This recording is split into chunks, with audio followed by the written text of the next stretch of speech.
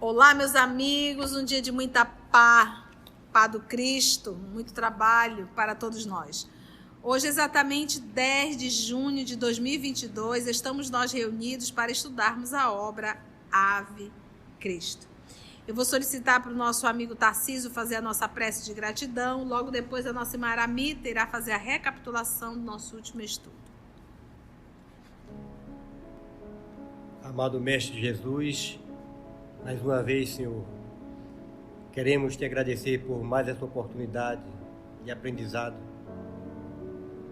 que possamos refletir sobre todos os ensinamentos que estamos tendo, para que possamos a cada dia dar um passo mais diante de Ti. Iluminai, dai-nos força para que possamos resistir às nossas fraquezas e tentações e aprendermos qual o caminho correto, que é o Teu caminho. Iluminai-nos, Senhor. Obrigado por mais essa oportunidade, que assim seja.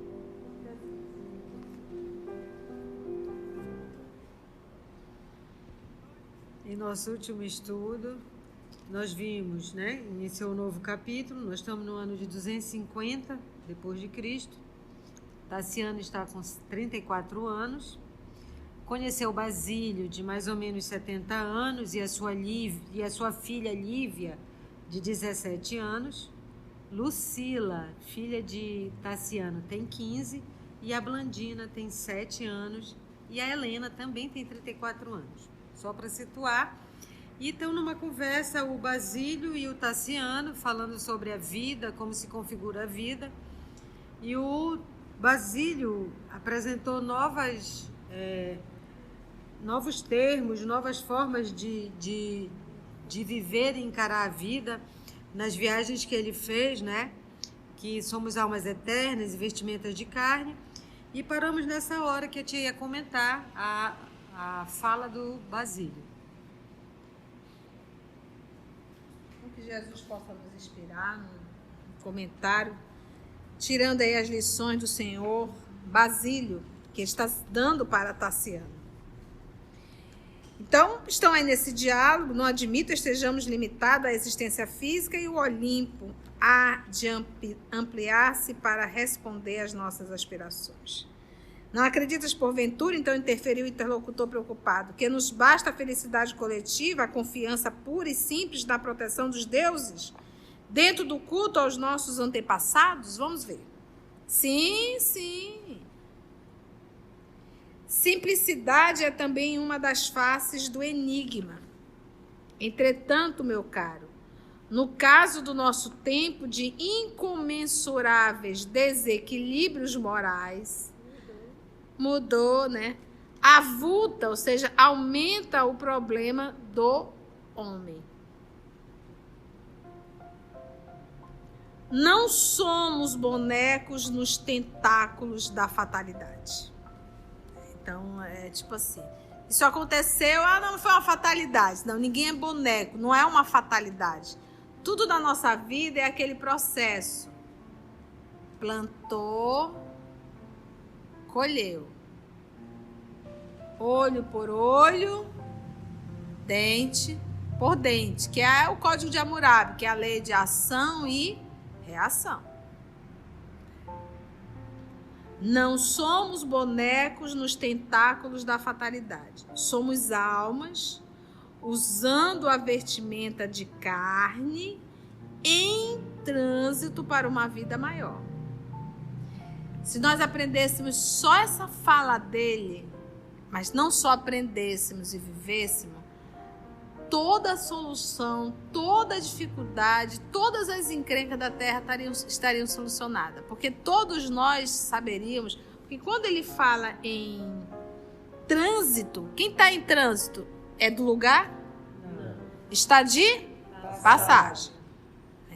Então, imagina quando eu enfio isso na minha cabeça, eu estou aqui de passagem. Então, apareceu uma doença, eu estou aqui de passagem. Essa doença não vai me acompanhar eternamente. Fulano deixou, ninguém me ama, eu estou aqui de passagem. Talvez esses não sejam meus verdadeiros familiares. Não é verdade?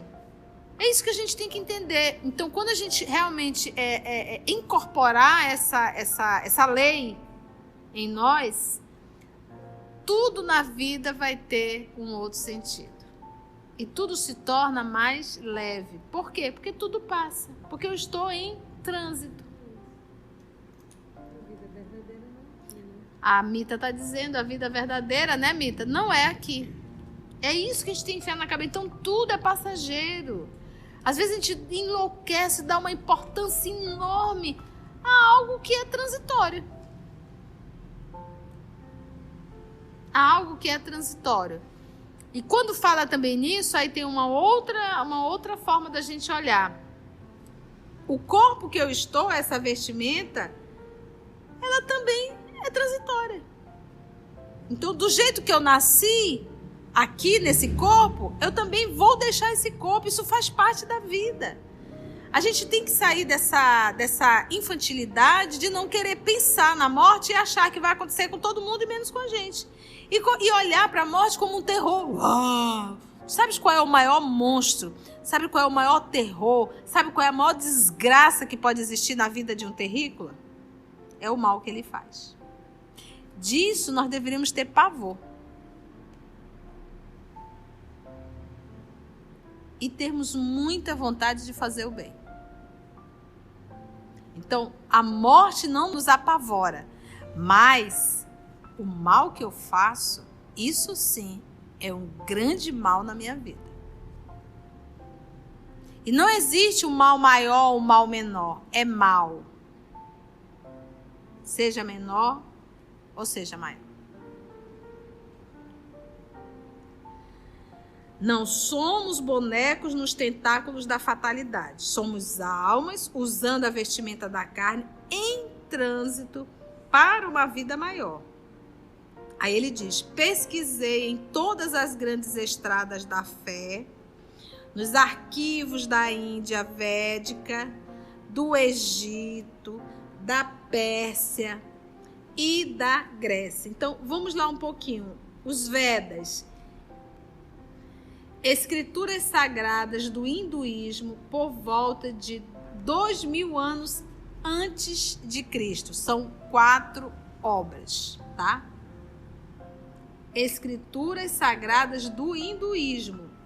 Você vai encontrar esse estudo lá na obra A Caminho da Luz, porque tem um capítulo, tá aqui o nosso Murilo aqui nos dando a dica, um capítulo só falando sobre a Índia, né? Do jeito que tem sobre a China, também tem a Índia e tem também sobre os hebreus, não é isso?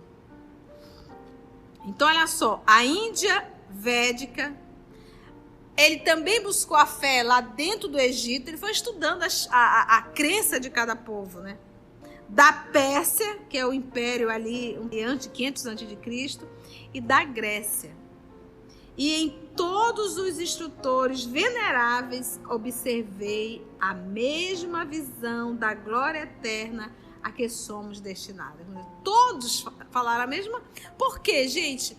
Porque quando a gente fala em cada fé de cada povo, nós estamos falando do Cristo enviando missionários. Isso está muito bem escrito na obra Caminho da Luz. Jesus, na condição do governador, do co-criador, ele enviou vários profetas. Sócrates foi enviado por ele.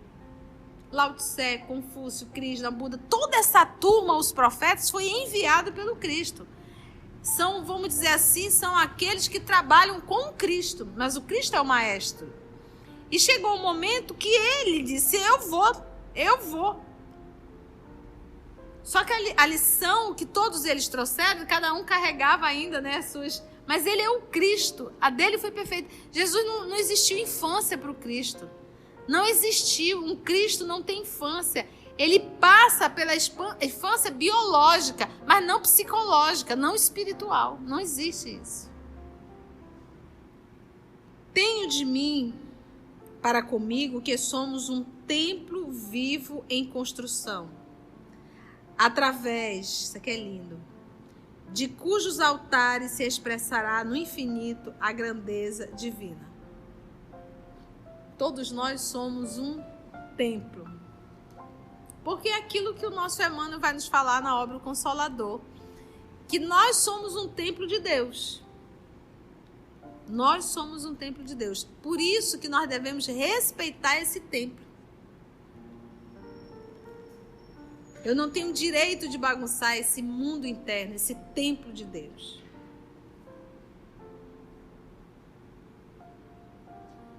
Templo vivo em construção, através de cujos altares se expressará no infinito a grandeza divina.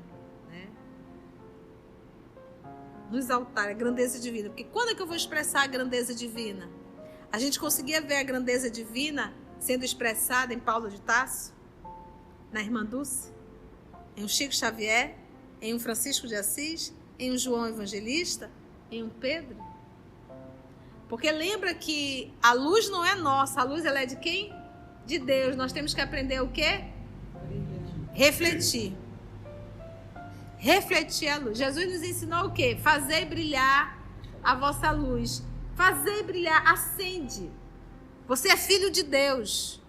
Você parece, você é feito à imagem e semelhança. Vamos fazer a nossa imagem, a nossa semelhança, mas falando dessa essência divina. Aprende a refletir. Por que refletir? Porque o amor é criação de Deus, não é nossa. Nós só temos que aprender a refletir. E uma vez refletindo, a gente acende a luz. Né? Mente, espelho da vida, refletir em toda parte. Nas experiências da terra, porém, conseguimos edificar tão somente os alicerces do santuário, prosseguindo além da morte do corpo, na complementação da obra sublime. Então, na terra a gente só faz a base, mas a gente continua. O que ele está dizendo aqui? Existe uma continuidade, porque todas as religiões são espiritualistas? São. Todas as religiões são espíritas? Não. Espiritualista acredita na existência da alma, mas o espírita não é crença, é uma lei. Nós sabemos que a alma não só vive, mas ela também sobrevive. Ela tem uma ação, uma continuidade, ela não fica dormindo esperando o juízo final. Não, existem mundos paralelos de muita ação e de muito movimento. Nas lutas da existência animal, desenvolvemos as potencialidades do espírito, habilitando-nos à elevação aos pináculos da vida. Gente, essa obra de que ano, Aramita? Não, o ano que está acontecendo a história? 250. 250. Olha a fala de Basílio. Será que era um espírito nobre? E depois de uma pausa em que parecia refletir quanto aos conceitos que enunciara, ponderou o senhor Basílio.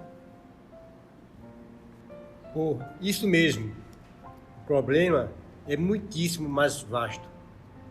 É indispensável, saibamos, destacar a dignidade humana, imanente em todas as criaturas. Escravos e senhores são filhos do mesmo Pai. Gente, falar isso aqui para uma criatura vaidosa, orgulhosa, principalmente como Tassiano, olha o que ele diz. Por isso mesmo, o problema é muitíssimo mais vasto. É indispensável, sabemos destacar, a dignidade humana, imanente em todas as criaturas. Escravos e senhores são filhos do mesmo Pai. Então, está colocando tanto o escravo quanto o senhor no mesmo nível. O amigo que ele registrava atentamente as palavras objetou rapidamente, né? Igualdade? Isso, porém, viria a contrariar a estrutura de nossa organização social. Como nivelar as classes sem ferir as tradições? O velho, contudo, sorriu calmo e assentou. Mas igualdade, né? Isso viria a contrariar a estrutura de nossa organização social. Porque a gente pode até não expressar, mas a gente ainda tem um pouco desse conceito. Se tem dinheiro, Deus está contigo. Se não tem, Deus esqueceu de ti. Você é um miserável. Você é um esquecido. Você é um sofredor. E aí coloca um grupo como se fosse o preferido de Deus, né? Os felizes, e aqueles que não têm nada, os desgraçados. Então, como colocar isso de uma forma igualitária, se não existe essa igualdade, né? Vamos lá ver. Meu filho, não me refiro à igualdade por violência, que viesse enfileirar na mesma categoria bons e maus, justos e injustos. Reporto-me ao imperativo de fraternidade e educação. Compreendo que a vida é semelhante à grande máquina, cujas peças vivas, que somos nós, devem funcionar harmoniosamente. Há quem nasça para determinada tarefa, à distância da nossa, como existe quem veja o caminho comum de maneira diferente dos nossos olhos. Atentos à certeza de que o nosso espírito pode viver na Terra vezes inumeráveis, modificamos o curso de nosso trabalho, de existência a existência, como o aprendiz de letras primárias envolve, pouco a pouco, para as mais altas expressões de cultura. Não vemos, pois, como nivelar as classes, o que seria impraticável. O esforço pessoal e o mérito resultante são fronteiras naturais entre as almas, aqui e além. A hierarquia existirá sempre, como sustentáculo inevitável da ordem. Cada árvore produz segundo a espécie a que se filia, e cada qual merece, mais ou menos estima, segundo a qualidade dessa mesma produção. Substituamos, assim, as palavras senhores e escravos por administradores e cooperadores, e talvez atinjamos o necessário equilíbrio em nosso entendimento.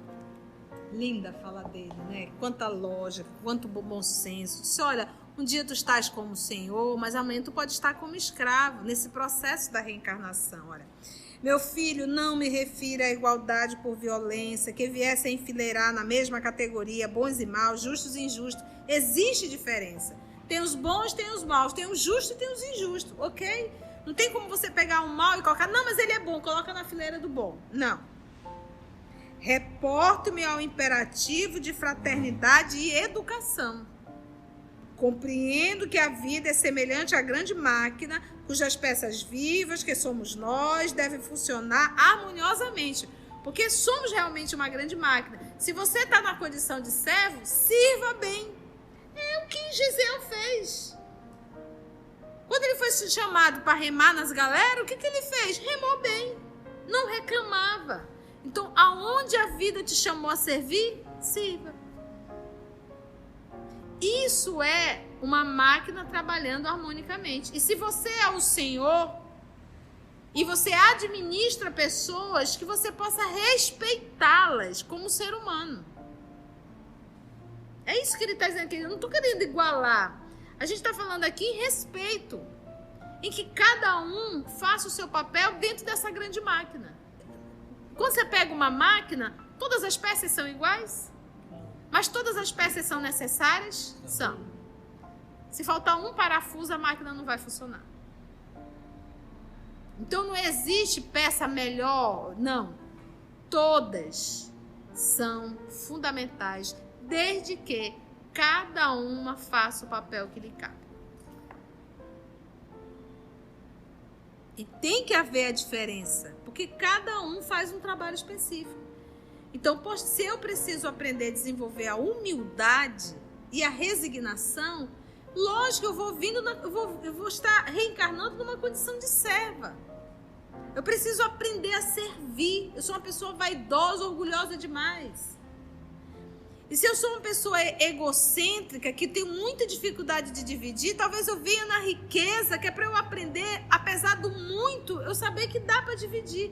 Então o papai me dá muito, que é para eu pelo menos dividir um pouco, o que sobra. Para eu começar a trabalhar. O que nós temos que entender é que Deus nos ama, da mesma forma que Ele ama o criminoso, Ele ama a irmã Dulce. Da mesma forma que ele ama a Madre Teresa, ele ama o criminoso. É o amor. Então, do jeito que ele viu Madre Teresa chegar onde chegou, ele tem certeza que o criminoso vai chegar. E ele vai dar todos os recursos necessários para que esse criminoso se recupere. Porque é filho dele. Você, na condição de mãe e pai, se abandona um filho porque é criminoso? Na penitenciária, você vê muitas mulheres lá. E se você for chegar, a maioria é mãe, visitando os filhos. Porque o amor não abandona. Se abandonou, é porque não existe amor. Então, olha, compreendo que a vida é semelhante à grande máquina, cujas peças vivas, que somos nós, devem funcionar harmoniosamente, cada um fazendo sua parte. Há quem nasça para determinada tarefa, a distância da nossa, como existe quem veja o caminho comum de maneira diferente dos nossos olhos. Atentos à certeza de que o nosso espírito pode viver na Terra vezes inumeráveis. Você que está querendo dizer, a gente muda de posição dentro dessa máquina. A gente tem que passar por todas as provas. Riqueza, pobreza, miséria, a gente tem que passar. Atentos à certeza de que o nosso espírito pode viver na Terra vezes inumeráveis. Modificamos o curso de nosso trabalho de existência a existência, como um aprendiz de letras primárias evolve pouco a pouco, né, para as mais altas expressões de cultura. Ele vai desenvolvendo. Não vemos, pois, como nivelar as classes, o que seria impraticável. Por que impraticável? Porque se eu preciso viver na miséria e de repente a Aramita precisa viver na riqueza, se as duas viverem na miséria, como é que ela vai aprender a experiência da riqueza? É necessário a diferença. Porque de repente eu preciso de uma lição particular que a Aramita não precisa. Ela precisa de outra lição. É uma máquina, então cada um fazendo a função que lhe compete. Ah, se todo mundo fosse bonito, você tem que viver uma experiência que não é de beleza física. Porque a beleza física é uma das provas mais difíceis. Porque a gente se apega, a gente se apaixona pela forma. É a história de Narciso, né?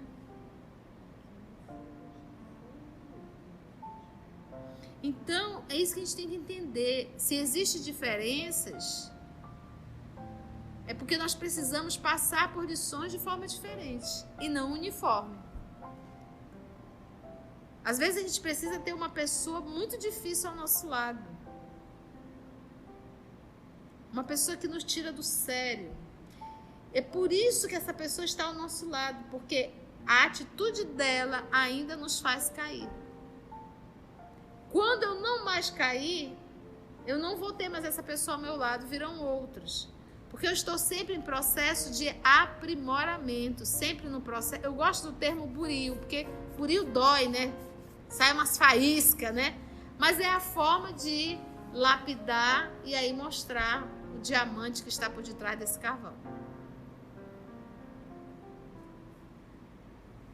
Modificamos o curso de nosso trabalho de existência a existência, como um aprendiz de letras primárias evolve pouco a pouco para as mais altas expressões de cultura. Não vemos, pois, como nivelar as classes, o que seria impraticável. O esforço pessoal e o mérito resultante são fronteiras naturais entre as almas aqui e além. Não tem, né?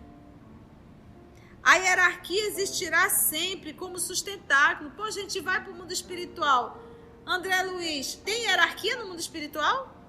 Tem, claro que tem. Então, para onde nós formos, tem hierarquia. Por quê? Porque sempre teremos aqueles que estão bem mais evoluídos e aqueles que estão menos evoluídos.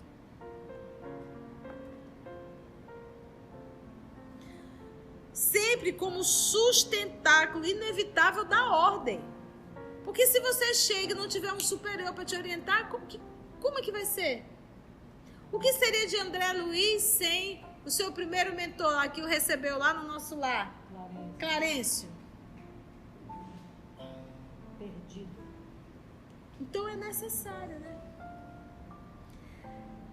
Cada árvore produz segundo a espécie a que se filia, e cada qual merece mais ou menos estima, segundo a qualidade dessa mesma produção.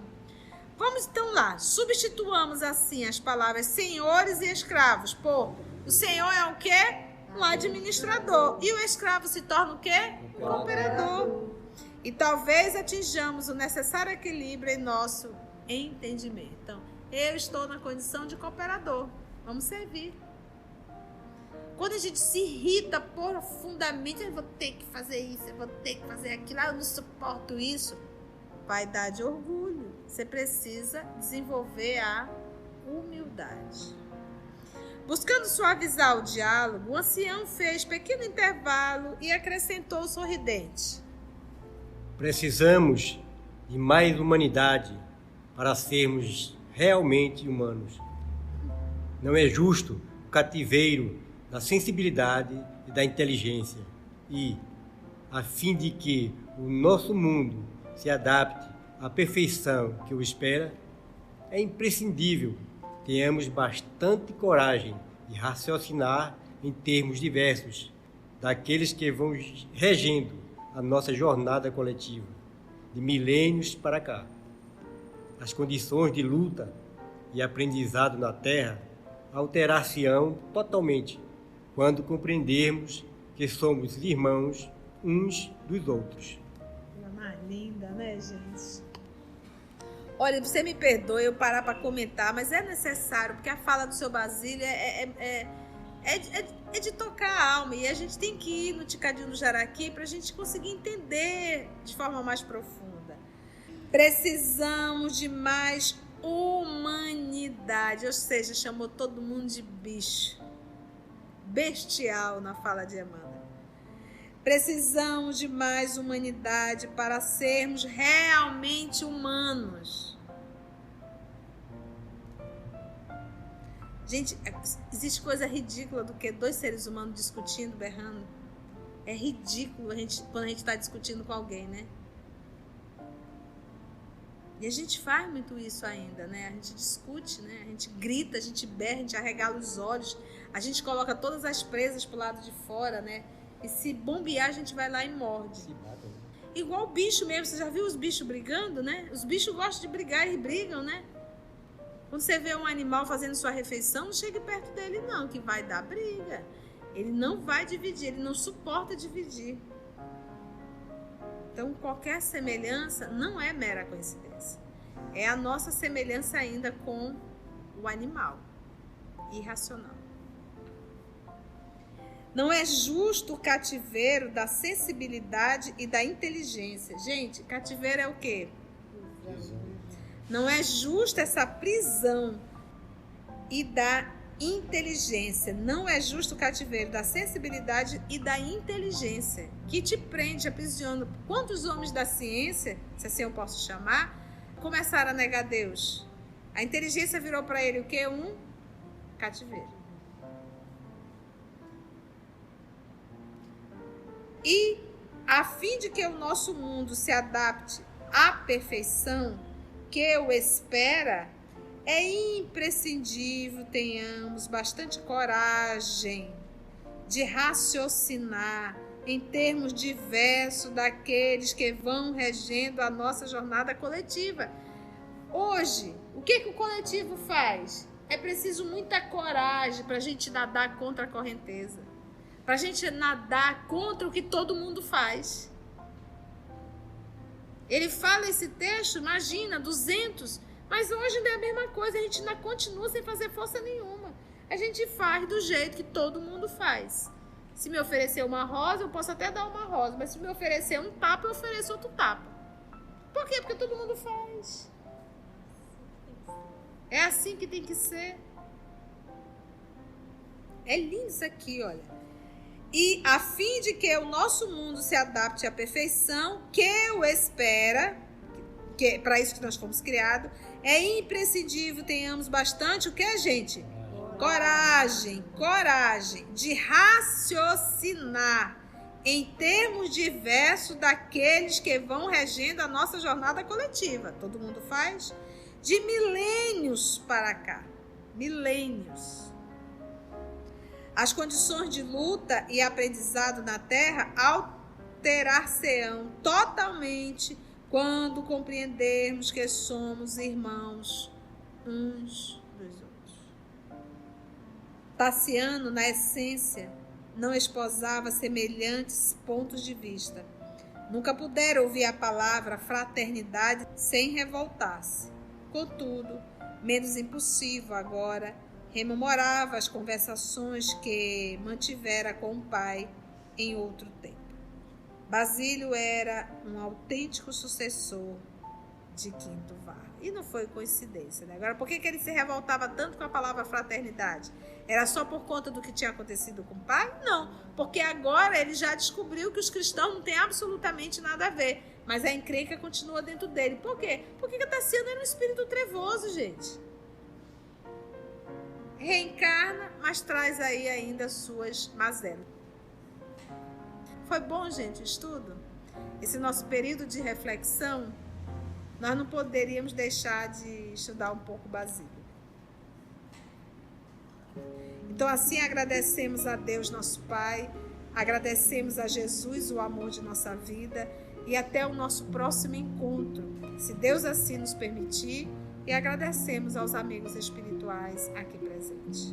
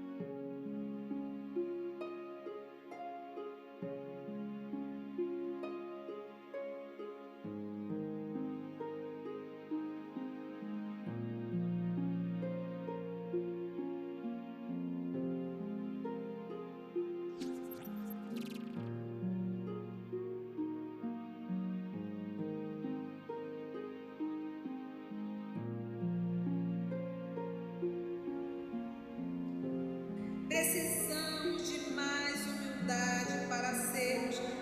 Humanidade. Ah, humildade é tão bonitinha. Ia ficar bem. Que tá dentro da humanidade, né?